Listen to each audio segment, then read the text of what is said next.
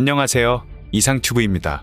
한화디펜스의 차세대 보병용 장갑차인 레드백이 호주에서 패키지로 만들어질 예정입니다.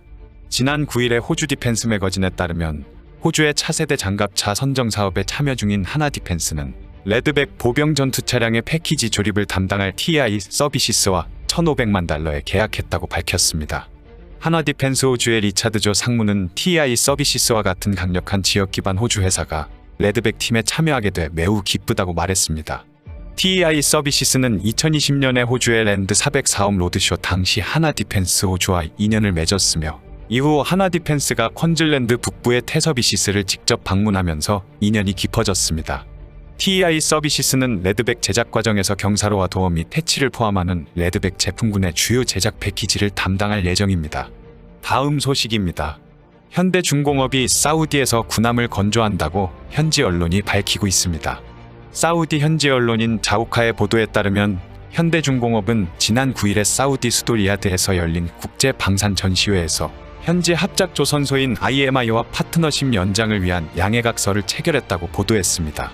지난 7일부터 9일까지 열린 WDS 2022는 사우디 방위산업청이 처음으로 주최하는 종합방위산업 전시회로 45개 국가에서 800여 개 업체가 참가했습니다. IMI는 현대중공업 그룹의 조선 중간 지주회사인 한국조선해양과 사우디 아람코와 바흐리, 람프렐 등이 투자한 합작회사로 사우디 동부의 라스 아레어 지역의 선박 및 해양 플랜트와 엔진 등을 제작할 수 있는 초대형 조선소를 건설했습니다. 이번 MOU를 통해 양사는 기존에 진행해왔던 사업협력 범위를 확대해 상선에 이어 군함 건조도 추진할 예정입니다. 이를 위해 군함 분야에 대한 연구개발과 선박 건조는 물론 군함용 엔진 기술에서도 협력할 예정입니다. 또한 한국에서 IMI의 사우디 직원들을 양성해 새로운 기술과 미래 사업 기회를 발굴하기 위한 더 많은 지식을 공유할 계획입니다. MOU 체결식에는 압둘라 알 아마리 IMI 최고 경영자와 박문영 현대중공업 전무이사, 아흐메드 빈 압둘라만 알사디 IMI 엔지니어 등이 참석했습니다. 압둘라 알 아마리 CEO는 IMI가 2017년 출범한 이래 성공을 위한 핵심 원동력인 현대중공업과의 파트너십을 확장하게 되어 기쁘게 생각한다면서 오늘 발표는 사우디 해양산업 발전을 주도하고 기술 역량과 서비스를 제공할 수 있는 세계적 수준의 기술적으로 진보한 조선소를 건설하려는 IMI와 이를 지원하는 현대중공업의 노력이 뒷받침할 것이라는 약속을 반영한다. 우리는 군함을 포함한 다양한 분야에서 함께 일할 수 있기를 기대한다고 말했습니다. 박문영 전무도 IMI와 협력하여 사우디 해군의 프리기탐 건조 프로젝트에 대해 공동으로 노력해 사우디 정부의 비전 2030 목표 달성을 실현하는 데 있어 중요한 역할을 할 수 있을 것으로 기대한다고 전했습니다. IMI는 선박 건조 능력 자립을 위해 장비와 선박 생산에 사용되는 재료, 서비스 조달뿐만 아니라 유지 보수, 수리 및 정밀 검사 역량을 높이는 데 주력하고 있습니다. 이를 위해 현대중공업을 비롯한 전세계 공급업체와 장기 파트너십을 지속적으로 구축해 나갈 계획입니다. 다음 소식은 중국이 러시아의 여객기 부품 판매 요청을 거절했다라는 소식입니다. 중국이 러시아 항공사에 대한 항공기 부품 공급을 거부했다고 러시아 인타르팍스 통신이 지난 10일에 러시아의 항공당국 관계자를 인용해 보도했습니다. 중국 정부의 입장이 나오지 않은 가운데 이것이 사실이라면 러시아에 대한 중국의 제재 동참을 의미하는 것이어서 논란이 예상되고 있습니다.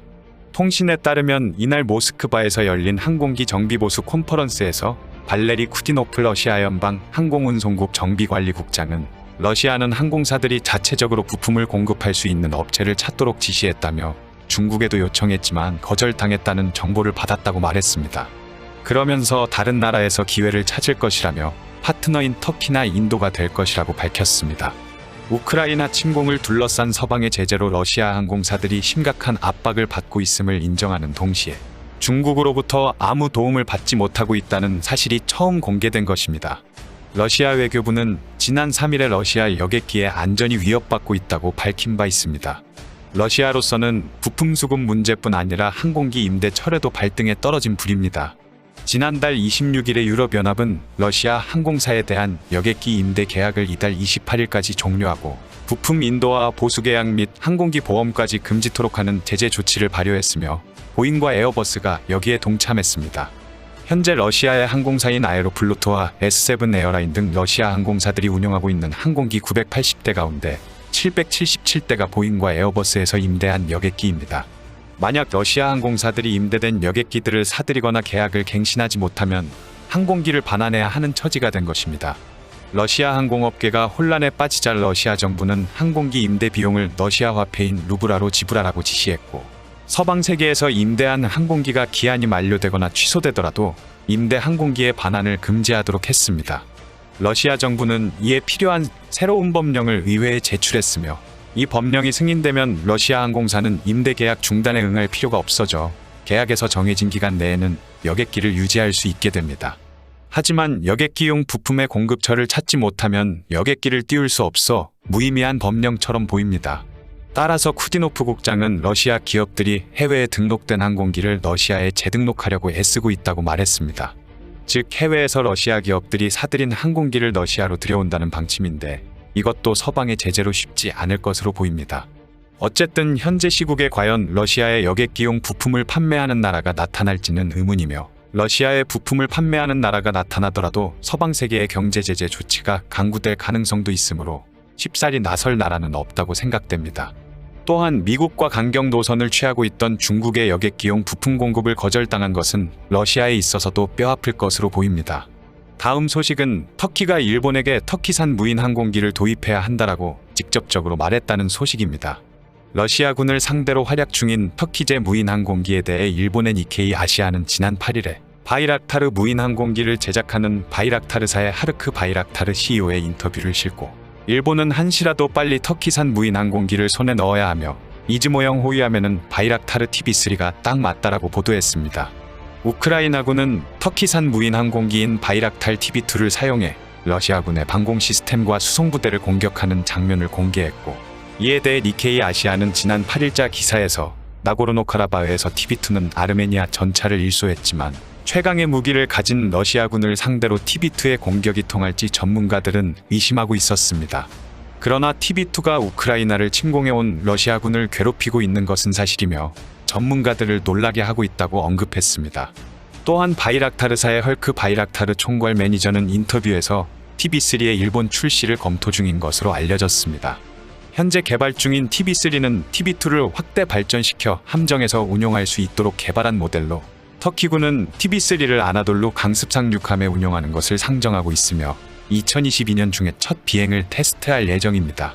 TB3에 대해서는 여러 번 영상을 올렸기 때문에 생략하지만, 바이락타르사의 CEO는 니케이 아시아와의 인터뷰에서 일본은 한시라도 빨리 무장 가능한 무인 항공기를 손에 넣어야 하며 이즈모형 호위함의 바이락타르 TB3가 딱 들어맞는다고 언급했으며, 중동과 아프리카와 유럽에서 채용이 확산되고 있는 터키제 무인 항공기를 손에 넣어야만 한다고 주장했습니다.